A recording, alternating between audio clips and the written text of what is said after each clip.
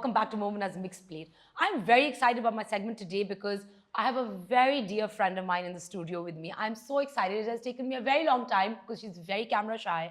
She does not like being in front of the camera. So it's taken me a while to get her on. Her brand is all the rage in Pakistan. Her and her mother run Farha Talib Aziz. Her name is Maliha Aziz. And well, she's the force behind it all. Her lawn is what I think बिचारी को सबसे ज़्यादा गालियाँ उसकी lawn पे पड़ती हैं अभी उसकी lawn आने वाली है and she's about to go into hibernation because all the aunties, everybody is just obsessed. So without further ado, I'm going to welcome on Maliha Aziz. Before we do that, you guys don't forget to subscribe to the channel, hit the notification bell so you can be part of the Momina's Mixed Plate family. And let's welcome on Maliha Aziz. Hi. Hi, Maliha. Thank you so much for having us, Momina. Us. Oh, me. You're most welcome. Thank you so much for taking out the time. No, not at all. It's just that I'm such a big fan of the show and I watch it so religiously that I was like, what will I say? What will I do? But it's me. And like Yeah, we've known each exactly. other for what? I think we've known each other for 10 years. Yes, Momina is one of my very, very, very close friends and just an amazing person to know. Thank you. Yeah. And you're the same. You're actually far sweeter and far nicer than I am. I'm the more muphata out of I think all of my friends, I'm the most muphata of them all. Acha, okay. Before we get into it, we're both wearing FTA lawn today because, well, the lawn is coming out. Yes, it's about to come out. It's that time of year when you just want to go hide under a rock and hope that it passes through. We worked so hard for it now. Every year. 9 months. It's in the making. We try to do the best innovation, R&D. You know, there's so much that goes in it. I wish people would understand that. And also with our lawn, it's always premium fabrics. So it's not fast fashion. It's something like I wear my lawn from our first collection, which is like 7 years ago. I still 2015, and people are like, you know what, we've given ours away, but why? Yeah. Why? People, If I you think love there's a something, problem in this Yeah. country where like women, like if they're like, oh, it's too much, repeated. Yeah. Like I remember a weird launch story of mine. I was traveling, I was away, and I came back right in time for Eid. Yeah. And I was at an exhibition. So like a class fellow of mine was standing there. And she's like, oh, what are you wearing for Eid? I was like, oh man, I was away for like most of the summer.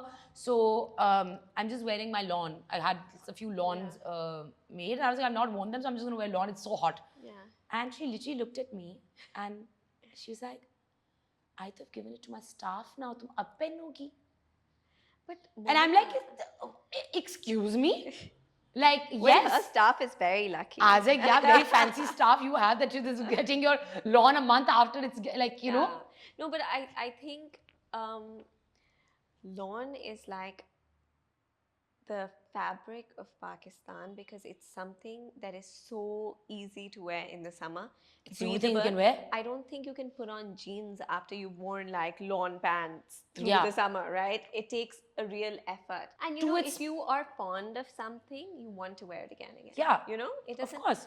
It doesn't matter. And secondly, there's so much global talk about fast fashion and wastage. And wastage that you sort of want to preserve your things, right? And that's what we're trying to introduce. Exactly, because अभी आपका आएगा lawn आएगी उसके बाद foreign festive या Eid collection आ जाएगी फिर festive आ जाएगा फिर cambric आ जाएगी and then like you know there's just and muslin आ जाएगा. So it's a never ending process with this with the way production is going. But what I wanted to talk to you about, actually one of the things that like you and I have discussed many times, but I don't think other people know are some of the stories that Maliha has about aunties running after your lawn. I want you to share a few of them. Like people have arrived at her house. People have called her a liar. They've called.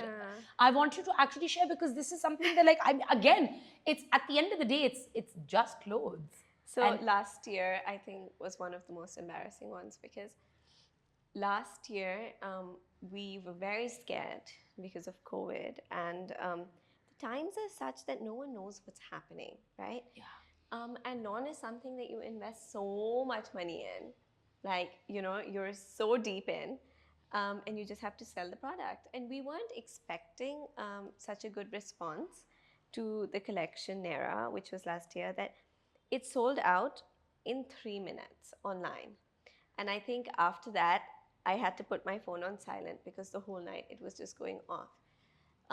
Anyways, it feels bad, right, when somebody is asking you for something, but why would I not want to sell it, right? Everybody thinks you're lying and it's some sort of scheme. But if we work so hard on something, put so much money in, then why would I hide it under my bed? Yeah. Right? I want to sell it to you. Of Anyways, course, and what people also don't understand is that like the amount that you create a certain amount, which there are distributors. Yes. There are actual physical outlets across the country that are going to be getting the lawn as I well and the agree. outfits as well. It's not just the entire collection is not online. So if you're making like 100,000 pieces, all 100,000 pieces are not online. There's only a set amount that's going to be online. Yeah, so like last year, after that whole very stressful night, I took my son to his preschool, and his teacher came up to me and was like, I wanted to buy lawn last night, and it was sold out. And I was just staring at her like, I'll try. I have one for myself. I can give you that one, you know. Once, like, I mean, now that we're sharing like crazy launch stories, I now don't go to so many events anymore. But like when I used to, when I was working with like Tribune and all, like I had to be at so many of them. I remember I was at a lawn and my dupatta was like here, and it was like a silk printed dupatta. Like I can't really carry a dupatta, so it was just in my neck. And this lady came and grabbed my dupatta to just see the design. Okay, and she grabbed and pulled my neck back. And I literally turned around and I was like, I'm sorry, auntie, like I know that you're much older than me, but please behave yourself because my neck can crack. I think my life is worth more than this goddamn outfit. Yeah. And you're walking inside to see it. Like, people in this country are mental. But Momina, I feel like maybe about a decade ago, there used to be this crazy lawn craze, and I remember at that time you had to, once you get your outfit, you had to shrink it. Yeah. Right? So people used to go to the exhibitions to buy the lawn and take the baltis in the car and shrink it in the car on the way to the tailor. Yeah. And be like, I want it stitched tonight, so I'm the first one to wear it. Yeah. And they were just like buckets of water in the car. Yeah, I've seen that. Shrinking happening on the way to the tailor. It was nuts. So fast, you don't know what. But I want to know one thing is that like with COVID, fashion was one of those things that really did take a hit. Like a lot of brands took a hit in it. How did you manage to stay afloat? Alhamdulillah, I think COVID for us was a really like a calm time, but a very good time. Meaning that after taking one month, I think maybe 4 weeks, we gave off to our staff, which was fully paid. And my mom, she stuck by her thing where she said that, well, when we were having profits, we weren't sharing it with them, you know, like bonus and etc. But we weren't sharing our profits with them. So why should we share our losses with them, with people who live on a weekly salary, in their hand-to-mouth, on a weekly basis?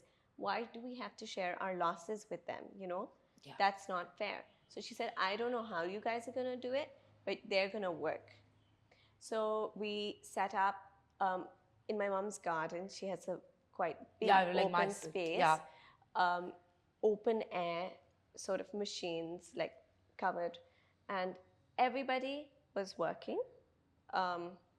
Obviously, my father's a doctor. He's very particular about COVID protocols. And everybody was doing production, this, that.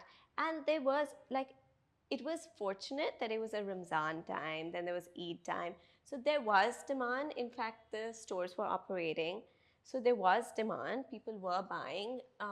But things had changed in the sense that people who had made formal clothes for weddings were now coming back and going like, it's okay, we'll keep that, but it's a smaller event. We need luxe spread. We need semi-formals, you know? So actually it was like God makes it happen, but things were going. Okay, yeah, because I was like, because, you know, there's been a lot on social media about like brands like not being able to make ends meet, and, you know, there's been like quite a bit of chatter about it. And like, so I was just wondering, I was curious, and I think everybody's curious as to how, you know, how do you stay afloat in such a market? Like, it's very easy to point fingers, but it's a very hard task to do. Yeah. So my mom started her business 18 years ago. and the people who joined her are still with her. And she has a very family, bond with her entire workforce, which is now, alhamdulillah, very big. But she's very particular that no matter what, on that particular day of the week when they have to be paid, it's done. In fact, even with shoots, like we have to, it's our responsibility to get the budgets before the actual shoot starts so that on the day off, everybody is done, paid, and sent back. So that it's easier for everyone, Sometimes I would say that maybe it's not even about the brand's intention to not pay. Maybe sometimes there's like back and forth and it just gets lost, and I can understand that. It may be somebody took responsibility and didn't finish it. I feel like if it's a money matter, it should just be dealt with and it should be given. And I think that like people need to make ends meet and all, and like yeah, I can totally like relate to that. But I mean, you were talking about like your mom starting her business 18 years ago, and like you were, I think, about like 16, 17. Yes, I was 16. Yeah, you were 16 at the time, and you're a mom now. Yes. And I believe that, and you and I have had this conversation many times, that working moms are always made to feel guilty and embarrassed for leaving their children. And yeah, how has it been for you, and what like how do you tackle that? so I think I've been very fortunate because my work and home distance is 3 minutes by car. So it's like it's like right there. Even, and then like my mom's house and my in-laws' house is also super close. So, and I truly believe that everybody has a different parenting style, and you tell your child what the world is, right? Yeah. You don't tell your child that if you don't want your child to think that it's normal for his mom to be there all the time for him, that's fine. You can show him that this is how it works. Mom and dad are at work, till 5:30, and then they will be home with you. Meanwhile, Isa comes with me after school because we have a nursery at work now. Yeah. He stays there, he plays there, he draws on the, whiteboards. He does his His then thing. he goes home and naps, and then by 5:30 when he's ready, again, I'll be there. But I do think that at this point, working moms, they are made to feel, especially in our society, a bit like not mothers but supervisors of nannies, but they're not. Yeah. They are in overdrive. They are constantly thinking of how they're managing their children, how they're managing work, how they're managing their husband, how they're managing their own parents, how they're managing their in-laws, how And they're their own managing house. their social life. It's like you play so many roles. How do I say it? I had Isa on a Thursday. I had a cesarean, a C-section. I came home on Saturday. I rested on Sunday, and I woke up Monday morning and I picked up my stuff and like waddled down the stairs and I said, I'm going to work. It's Monday. And my mother-in-law looked at me and she's like, Beta, you're crazy. And I was like, no, Debbie auntie, if I see another, diaper change, I think I'm going to lose my mind. And I think at that point, I just needed to know that my self-worth was a little bit more than being, Just one yeah, role. Just being stuck in one yes. role, for that And matter. that doesn't, I came to terms with the fact that that does not make me a bad mother. It just helps me cope, because postpartum depression is a real thing. Yeah. But that's what helped me cope with it, Yeah. Like I remember. We're all proud of you. I remember when I was young and in school, I had to tell the teachers that my father's a doctor and my mom's a housewife. It wouldn't entirely make me, not that housewives aren't amazing, and not that my mom wasn't amazing, but it wouldn't particularly make me proud if, my best friend's mom is an eye doctor, and she would be like, my mother's an eye doctor. And I would be like, yeah, but my mom's a housewife. So it wasn't something that I was particularly proud of. It made me more proud of my father almost, because wow, he was this big doctor figure. So I want my son to be like yes, she does something that she loves. No, I 100% agree with you. I feel like because with my work, like most of my work is in Karachi, so I'm here, I'm on the go. Yeah, So right? I'm just like achieving, like okay, like task done. But when I'm home, I'm like I'll wake up in the morning, I'll go play my golf, I'll come Yeah. back, and my mom will give me one task to do. I'll linger all day because I'll be like, "Cha, okay, let me play some Catan, let me like watch some TV, let me just bum around, let me read," which I don't really read. I pretend to read, and like, but it's Yeah, a yeah. thing. And like I agree with you, and I feel like women, especially coming from privileged backgrounds, are always told, okay, why do you need to do it?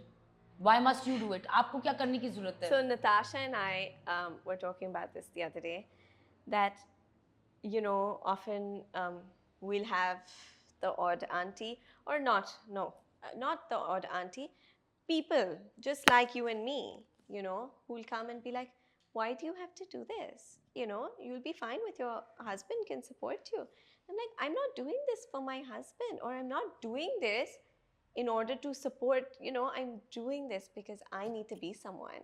What's next for FTA? What's next? We have some exciting projects in the pipeline, and Momina, you would be very excited about them.